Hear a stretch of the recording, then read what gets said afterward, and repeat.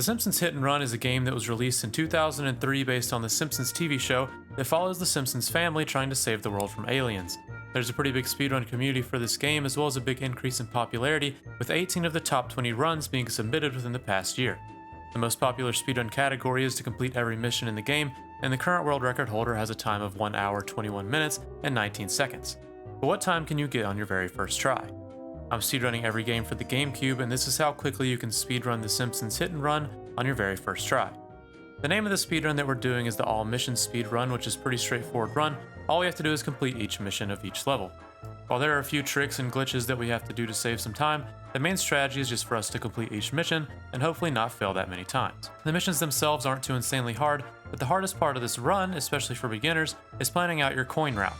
In each level, we're required to buy a specific costume or vehicle in order to progress through the missions, and if we don't have enough coins when we reach that mission, we have to waste time backtracking throughout the levels just to collect up enough money. When playing the game casually, this isn't usually an issue, but since all we're doing is trying to go through these missions, coins aren't super easy to come by unless we have a plan on where to collect them. Coins can be collected by breaking down normal structures, but the main way to gain coins are from breaking vending machines, killing wasps, and from coin boxes. In this game, there are 7 different levels with different tasks in each one, and in the first level we play as Homer, and we go through our tasks as well as stopping to pick up some coins along the way. The first 3 missions we complete as intended by the game, as well as making sure that we have 150 coins to buy the Plow King. Now the Plow King isn't needed for the next mission, but throughout this run we want to make sure that we buy the necessary item whenever we are close to the shop or the person selling the items, as opposed to backtracking and buying whenever we need to get to that mission. One other strategy that helps to save a ton of time is once a mission is complete, we want to open up the mission select screen and then warp to the next mission instead of driving all the way to the start point. The last mission of level 1 is the Fat and the Furious, and in this mission we use a trick called the Carl Skip Skip, and we pull it off by backing into the door of the power plant, resetting our car, and then reversing through the wall and completing the race backwards. After completing the Fat and the Furious, we move on to level 2, where we play as Bart. In the first mission of level 2, all we have to do is run away from the car that is chasing us, and in this game, and for all of the missions in this game, the distance between you and the car is determined by how close you are in a completely straight line. So if we are on the other side of a wall in the game, it will treat it like we are right next to the car, even though there is no way for it to get to us. Another way to complete these missions very quickly is by going inside of a building, as in this game it thinks you're very far away since the indoor instances are in different areas. In Bart's level, the car you start off with is Bart's rocket ship, and it's actually better to grab a sports car or a taxi, so whenever possible it's the best idea to grab one of those whenever it's convenient. In this game there are chase missions like this one where we are chasing down the surveillance van, and the van doesn't actually have a set speed. In this game there are things called rubber band physics, where the car will slow down if you are very far away, allowing you to have a chance to catch up, so in order to complete these missions as quick as possible, we want to make sure we stay close to the van so it can be as fast as it can go. The last mission of Bart's level is a demolition mission, where we have to wreck the other vehicles, and the best strategy for these missions is to either guide the car into a wall, or to try to get the car stuck so you can repeatedly hit it from behind and eventually destroy it.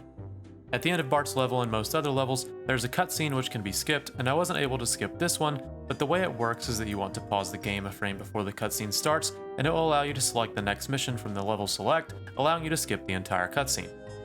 At this point in the run, it is recommended to have about 800 coins, which I am already falling pretty far behind, so it's going to bite me in the butt later.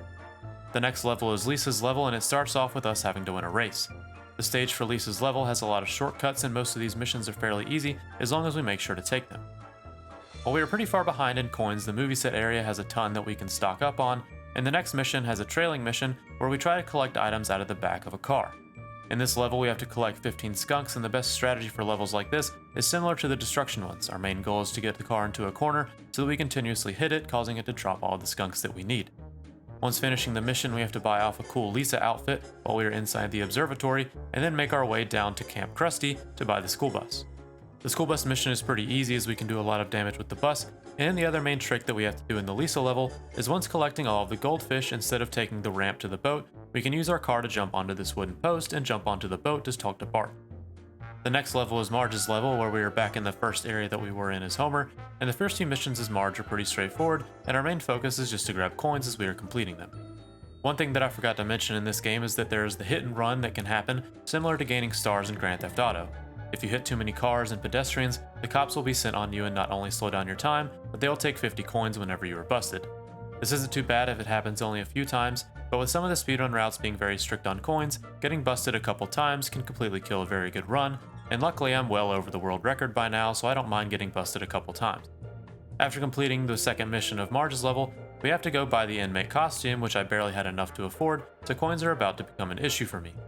Once completing the inmate mission, I had to collect up some more coins so that I could buy the police Marge costume, and at this point I started focusing on coins as well as missions, as I got busted a few too many times, as well as missed some of the wasps and boxes on the coin route.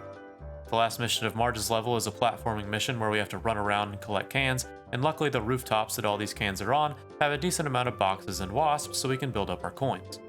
The next level is Apu's level, where we are in the downtown area again, and during the first mission we run around to kill some wasps. We are then in a follow mission where we have to follow along a truck dropping items, and after beating that we buy the American outfit. At this point I had to backtrack a bit in order to collect enough money to buy the next item, but eventually I saved up enough in order to buy the car built for Homer. The car built for Homer is one of the best cars in the game, and after beating a few more missions we have to follow along a dump truck to collect some trash cans, and then collect even more on foot. The next mission is probably the trickiest mission to do quickly. There's an armored truck that we have to destroy, and the only catch is that the car we have to use is very weak and will blow up before the armored truck will if we continue crashing into it. The next best way to complete this mission is to shove the truck into the side, and then try to make it drive head on to the wall, causing it to take a ton of damage, while your car doesn't take any. The next mission is another destruction one, and we use the same tactics to quickly take out the vehicle. The next level is the second Bart level, and the main strategy for this level is to have enough coins so that you can purchase the Globex after the first mission, but I had to stick with the car built for Homer for the first few missions, so they were going to be a bit harder. This mission is another follow mission where we chase around an alien car for a pretty long time, and there are a few spots where the alien car will drive in circles, so we can just sit in the parking lot since the car isn't actually getting any further away. After a few more missions we finally have enough to buy the Globex, and after beating that we are already on the last mission of Bart 2. The last mission of Bart 2 is a race, and the strategy that I took was to take the race backwards. This isn't the quickest route, but it's definitely the safest way, and it's very easy to win. After beating the last mission, we are already on the last level. The last level of the game is Homer 2, where we are back in the first area we played as Homer, but the whole town is full of ghosts and ghouls. After completing the first few missions, we have to buy the zombie car, and then the following 4 missions are pretty straightforward. The final 4 missions consist of us driving back and forth from the school and the power plant, delivering toxic barrels to the alien ship in the playground of the school. For these missions there are strategies to go out of bounds, making these missions much quicker, but I decided to play them how they were intended. The only difficult part about these missions is when delivering the barrels. If your car is hit, the barrel will drop and explode, making you go back to the power plant to grab another one. But this isn't too hard, and the time limit isn't that much of an issue either. In the very last mission we are riding with Grandpa, and the only additional hurdles that are there are that there are cars trying to wreck us while we are delivering the barrels. After navigating through the last mission we get to the school, and the second we deliver the last barrel to the spaceship our timer stops. With a time of 5 hours and 26 minutes I was definitely very far behind the world record, but with better coin routes and knowing actually how to play each mission, I think I could very well half my time, as there are a ton of areas for improvement. If you want to see more GameCube games, let me know which ones you want to see next in the comments, and make sure to subscribe to see what game I'm running next.